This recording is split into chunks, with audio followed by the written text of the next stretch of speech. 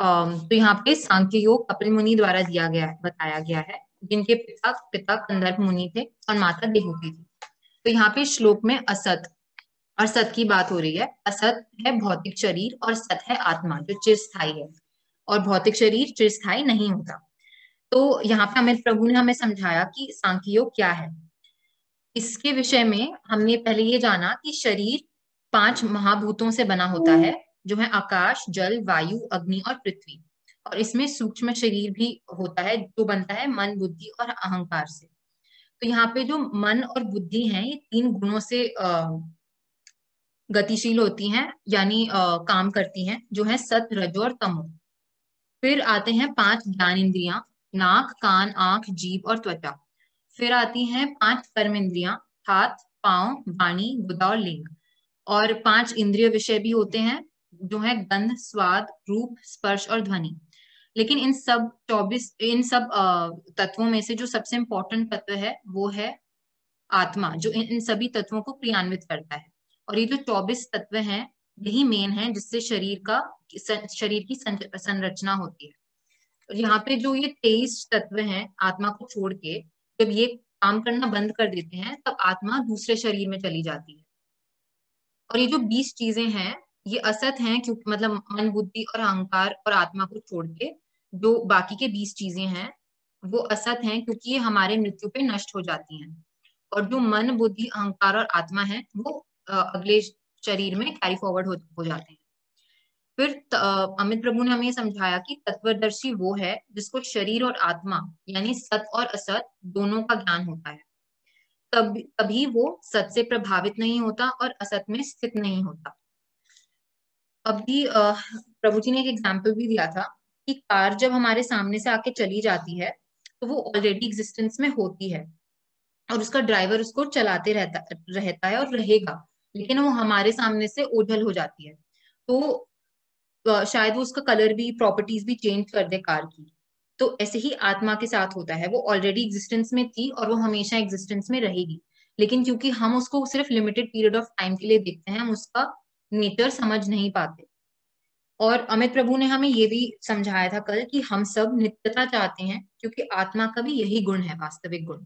और ये नित्यता और जो रस भगवान को प्राप्त करके ही हमें मिल सकता है।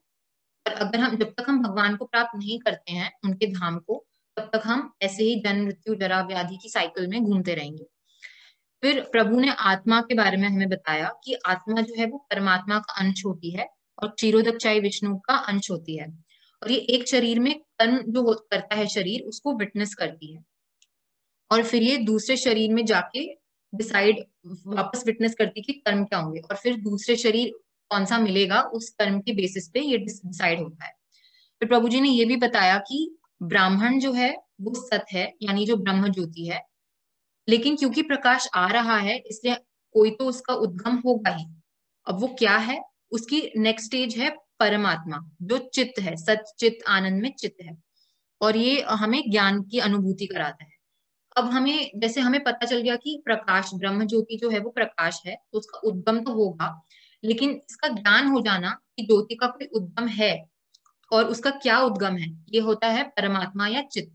और फिर जो थर्ड स्टेज है वो है भगवान, स्वयं भगवान, और सच्चित आनंद में आनंद वाली स्टेज है। तो जब हम उस उद्गम को, भगवान को प्राप्त कर लेते हैं तो हम आनंद वाली स्टेज पे पहुंच जाते हैं। तो इसका एग्जाम्पल हमें अमित प्रभु ने दिया कि जैसे गुलाब जामुन अगर कहीं पक रहा हो या बन रहा हो तो हमें दूर से उसकी स्मेल आ गई, तो हमें लगता है कि हाँ कहीं तो कुछ तो चीज, टेस्टी चीज बन रही है। फिर सेकंड स्टेज पे हम आएंगे तो हम उसको अपने इंद्रियों से ढूंढने की कोशिश करेंगे कि इसका सोर्स कहाँ है, कहाँ से ये स्मेल आ रही है। और तीसरी स्टेज वो है तो हम इसको प्राप्त कर लेते हैं, जब हम इसको खा लेते हैं, अपने मुंह में डाल के इसका रस का आस्वादन करते हैं, वो है जब आनंद की प्राप्ति हमें हो पाती है। हमारे सारे जो गुण हैं वो भगवान से ही मिले हुए हैं हमें, लेकिन फर्क सिर्फ ये है कि भगवान आध्यात्मिक रूप में है, जो उनके गुण हैं वो गुण ही रहते हैं क्योंकि वो माया से परे हैं। लेकिन हमारे जो जीव में, हम क्योंकि भगवान की तटस्था शक्ति हैं, इसलिए जैसे ही हम माया के प्रभाव में आते हैं हमारे गुण भी अवगुण में बदल जाते हैं।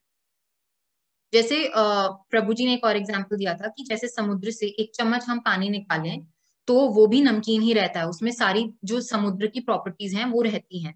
वैसे ही हम में भी भगवान से ही गुण आए हैं। फिर हमने ये भी डिस्कस किया था, प्रभु जी ने हमें बताया था कि शक्तिमान और शक्ति को अलग नहीं किया जा सकता। फिर भी शक्तिमान को ही परम माना गया है, क्योंकि उससे ही शक्ति आती है। दोनों में भेद भी है और भेद नहीं भी है, क्योंकि उनके गुण अलग अलग हैं, इसलिए उनमें भेद है। लेकिन उनमें भेद नहीं भी है, इसी को अचिंत्य भेदा भेद थ्योरी हमें प्रभु जी ने कल समझाई थी। फिर आगे हमने ये डिस्कस किया था कि अज्ञान को हटाने का सबसे जो सरल उपाय है वो है सत्संग, क्योंकि वहां पे कोई भी भौतिक क्रिया नहीं होती, जो भी होता है अम, भगवान ही उसको करवाते हैं। और लास्ट में हमने प्रभु जी ने हमें स्टोरी सुनाई थी, जो विश्वामित्र और वशिष्ठ जी के बीच में कंपटीशन हो गया था उसकी थी, जिससे हमने ये सीख ली कि सत्संग जो है वो तपस्या से बहुत ज्यादा शक्तिशाली है। हरि बोल प्रभु जी। कृष्ण, बहुत सुंदर। अमित प्रभु ने कल बहुत सुंदर समझाया था, उसको उतने सुंदर आपने संकलन किया था, बहुत सुंदर। हरे कृष्ण, हरि बोल। चलिए आज की क्लास को शुरू करें। सुप्रजा माता ji, can you start today's class please? Hare Krishna Prabhu ji. Stuti माता जी शेयर कीजिएगा आप स्क्रीन। जी प्रभु जी।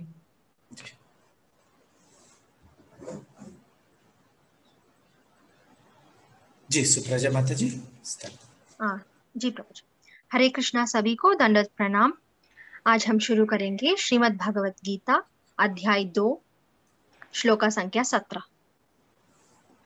अविनाशी तु तद्विद्धि येन सर्वम् इदं तथं विनाशम् अव्ययस्यास्य न कश्चित् कर्तुमर्हति।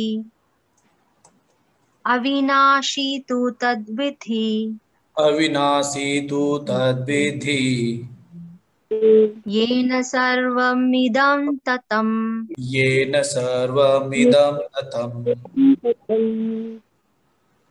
विनाशमव्ययस्यास्य विनाशाय अव्ययस्य न कश्चित् कर्तुमर्हति। न कश्चित् कर्तुम् अर्हति।